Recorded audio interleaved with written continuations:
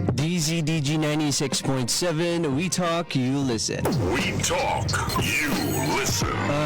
Oras natin sa buong Pilipinas, 1:32 p.m. Philippine Standard Time, 32 minutes na po. Makalipas ang alauna ng hapon. What's up, people? Happy Tuesday, happy Tuesday. July 9, 2024.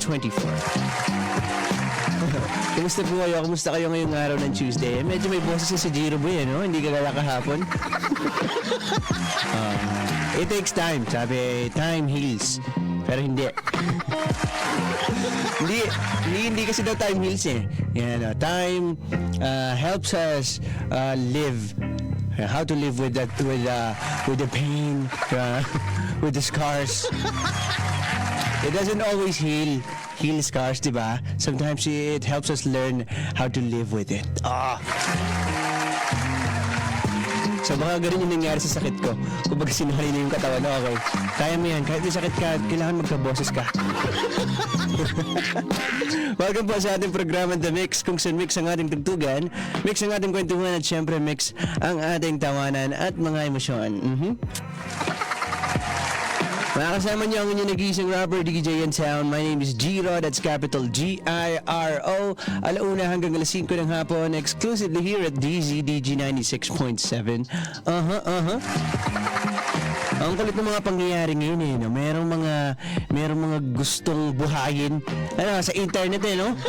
Mga antagal-tagal lang namatay, tapos ngayon gusto nilang buhayin. Mga kabataan talaga ngayon, no? Kaka-cellphone nyo yan eh. Sabi ng mga nanay natin, pag nagkakasakit tayo, kaka-cellphone mo yan. Ngayon, pagka meron tayong mga ginagawang medyo weirdo, yan, kaka-cellphone mo rin yan. Diba, nakita niyo ba sa internet na itong si Rico yan ay gustong buhayin? At kung saan ako nagulat, kasi diba, as you guys know, I'm a big fan of Mac Miller. Kung isa ka sa mga nakikinig simula pa sa simula, yan, palagi natin binabanggit si Mac Miller. So, you people know that I'm a big fan of Mac Miller. Eto, may nabasa ako, sabi, si Rico yan daw ay Mac Miller ng Pilipinas. Ganon. Kaya gusto nilang buhayin to si Rico yan. Gustong ibalik. Tapos si Claudine Barreto daw ay Ariana Grande ng Pilipinas. OMG, guys. Too much. Hindi may kabit dun sa Kung may kabit dun sa, ewan ko, parehas ata silang OD eh, kaya sumakabilang buhay, hindi natin alam. But yeah, medyo masakit sa ulo. Kasi ang nakakagulat pa dito, guys, itong mga nagiging fandom ngayon ni Rico yan, ay hindi naman talaga siya inaabot. Ako personally, hindi ko inaabot si Rico yan eh. Anong year ba siya namatay? Pero may mga napanood din ako movies niya, hanggang sa movie na lang.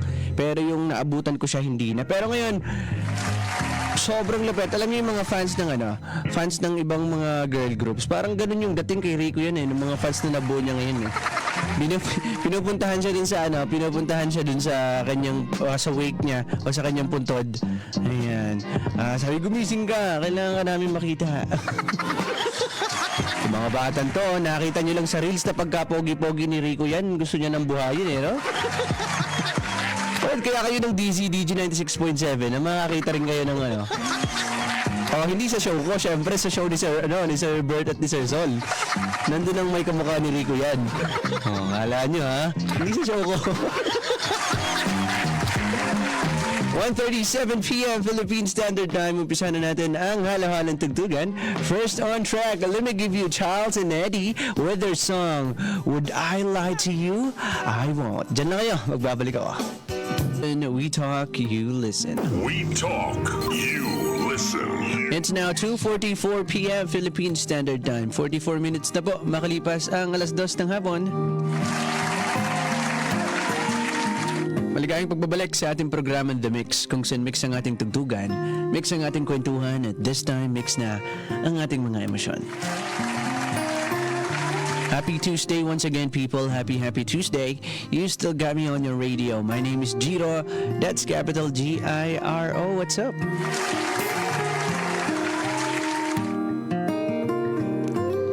Live pa rin tayo sa ating Facebook, so check nyo kami dyan. Our Facebook page is DZDG Destiny Radio. Yan, pwede kayo mag-drop ng comment pag mayroon kayo mga gusto sabihin.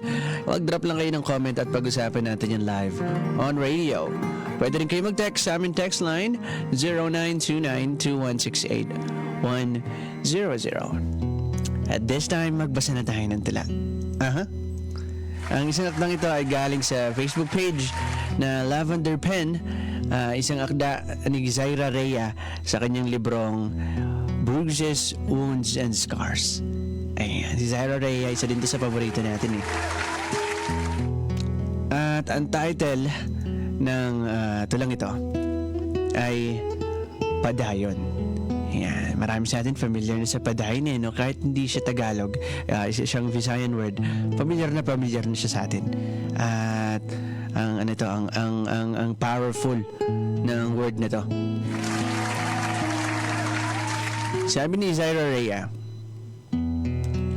padayon, a Visayan word that means to continue. But its meaning profoundly connects you when you look at it in the realm of life and its challenges. It's more than just to continue. It is certain among all the uncertainties. It is light that guides you when you've lost your way. It is hope when you're losing hope. It is the lens in zoom, and that steady hand that focuses hard on the subject you're aiming for. It is the engine behind the words, never give up. It is a worthy journey towards where you would want to be. Even when the heart's breaking, the dreams and spirit are crushing, it is that will in you that sets and defines the core of your every padayon. Padayon. To continue, no? Ayan, hindi natin to unang beses sinabi eh. Actually, palagi, hindi ko na rin mabilang kung bakit palagi natin sinasabi na the only way for you to get there is just to move forward. Diba? Keep pushing. Padayon. To continue. Magpatuloy ka lang. We just have to accept that life is something na hindi siya madali. Struggles are gonna be in there. Lapses. Sadness. Heartbreaks. But you know what? Hindi naman yun lang palagi eh. It's a matter of sometimes you're gonna be happy, tapos minsan malulungkot ka naman. Mananalo ka, matatalo ka naman. And that's how life is. But that doesn't mean that you're gonna stop. Lalo na pagka ikaw ay napunta sa isang masalimuot na pangyayari o mabigat na napunta ka sa isang mabigat na sitwasyon.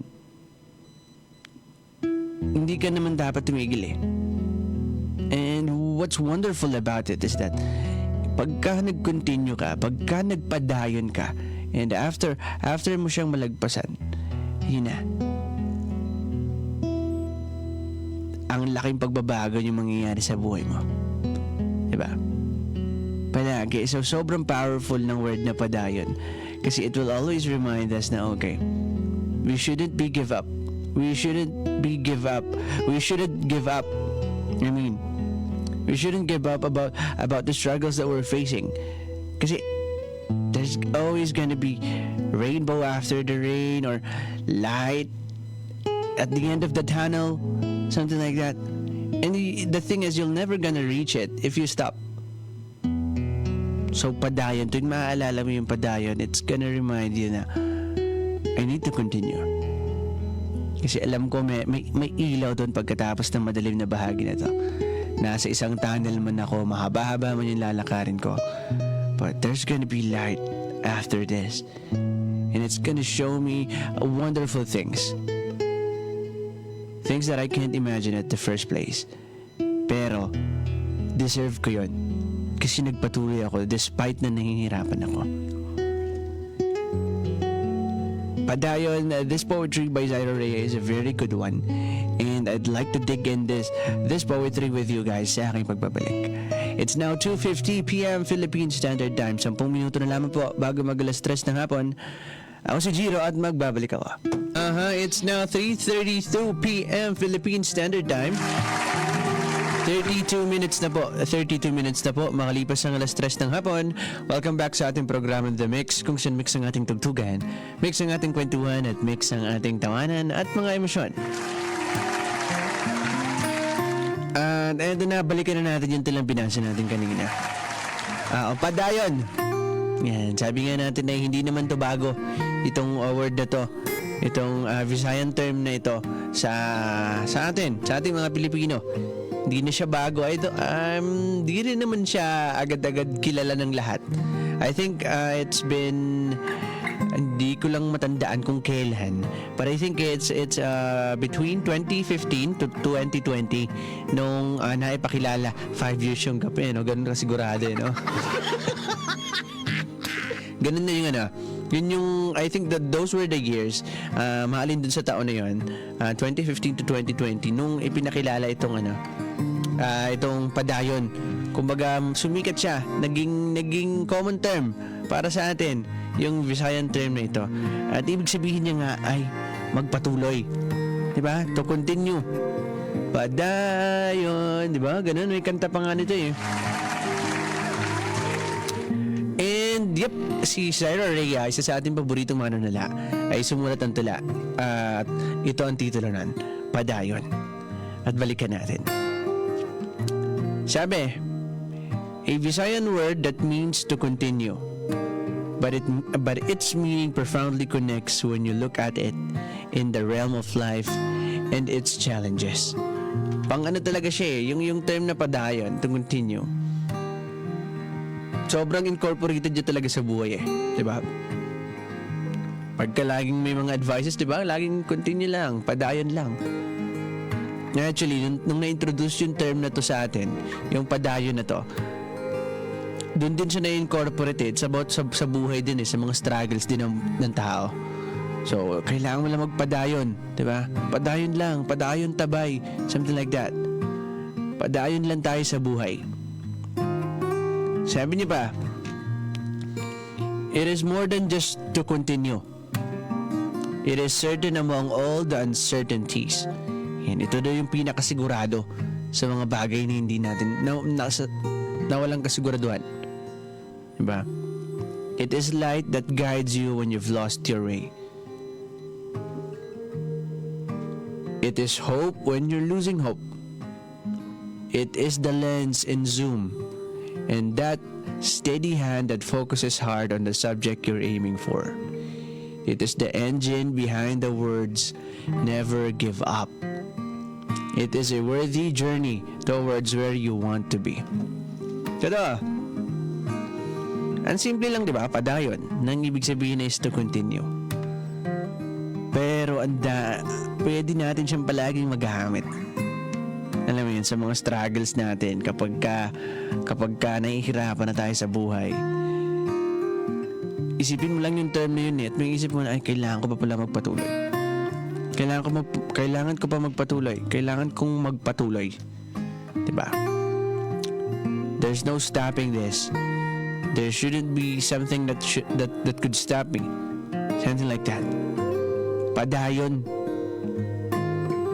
Sabi niya pa, even when the heart's breaking, the dreams and spirit are crushing, it is that will in you. It is that will in you that sets the defines the core of your every padayon. Tongue twister to ah. Hirapan tayo dito ah. And the dreams and spirit are crushing. Yan. That will set and define the core of every padayon. Diba?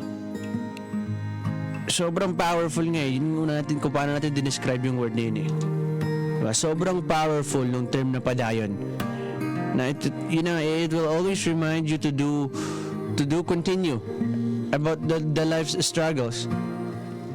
about the things that you're doing right now. Kung meron ka mang pinagdadaanan and you think you're being inside a dim light, or for you yung tunnel na tinatahak mo sobrang haba pa. Sobrang haba na hindi mo alam kung maararating mo ba yung dulo. Remember padayon. 'Di ba? Para siyang one click na okay, padayon. I just need to continue. If I really wanted to get there, if I wanted to witness the light at the end of the tunnel, I need to be there at the end. And unfortunately, hindi ka makakarating doon unless magpatuloy ka. Di ba? So, padayon. Padayon. Padayon lang mga people.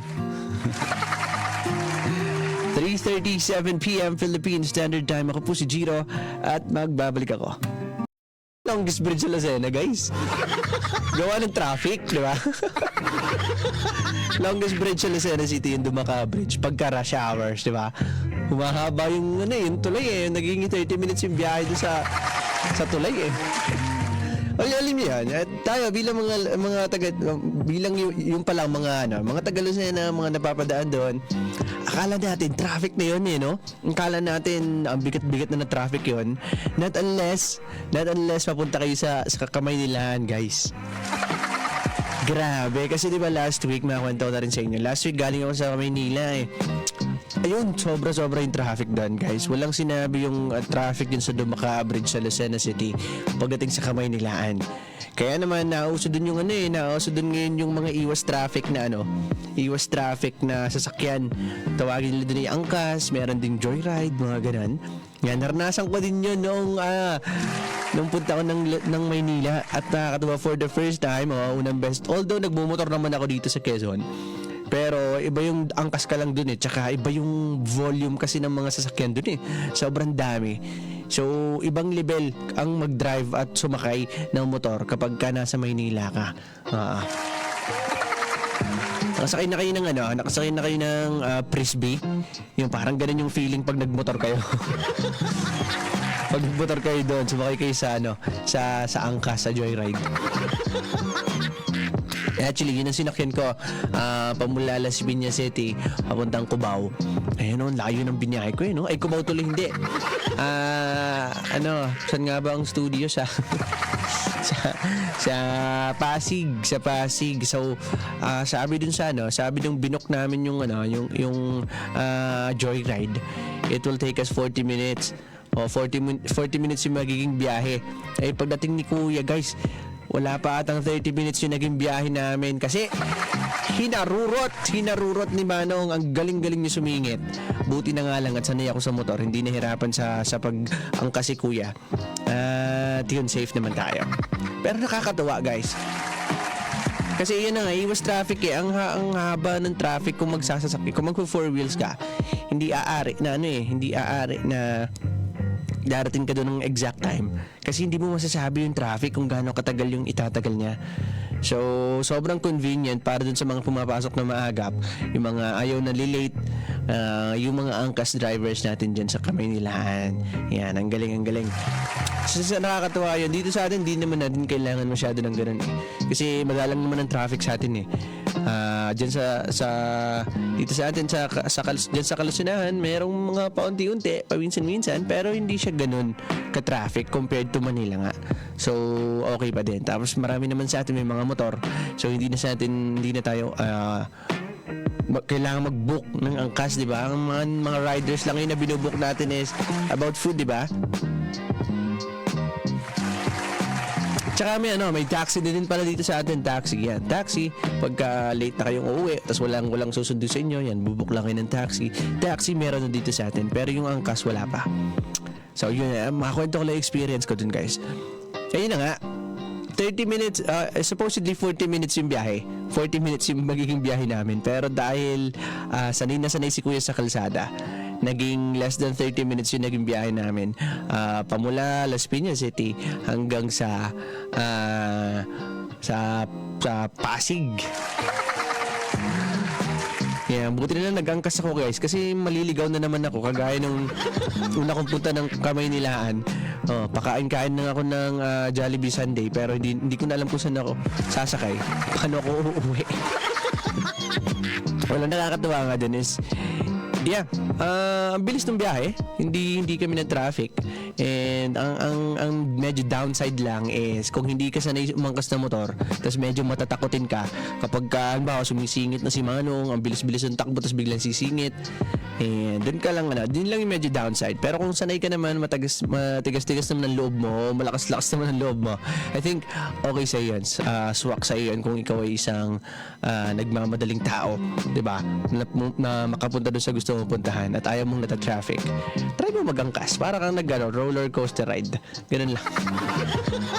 Actually, nalaman ko yung nag-follow sa akin si Kuya eh. Nagkaroon kami ng kwentuhan eh. Hindi ko palang na-check kasi nagva-vlog din ako nun guys. Abangan niyo yung vlog ko na yun. Ngayon, hindi ko palang nalalabas. Di pa ako nakakapag-edit. Kasi may sakit si Jiro Boy eh. Kasakit eh. 3 araw ba namang nakahiga sa higaan ko? Anong sakit niya? But yeah, it was a good experience. I think pag balik ko ng Maynila, mag-joyride ulit ako para roller coaster ulit. Okay, tip yan sa mga magba-Maynila, mag-joyride din kayo. Higpitan niyo na ng kapit sa mga driver. 4:31 PM Philippine Standard Time. Ako po si Jiro at magbabalik ako. Diyan lang kayo.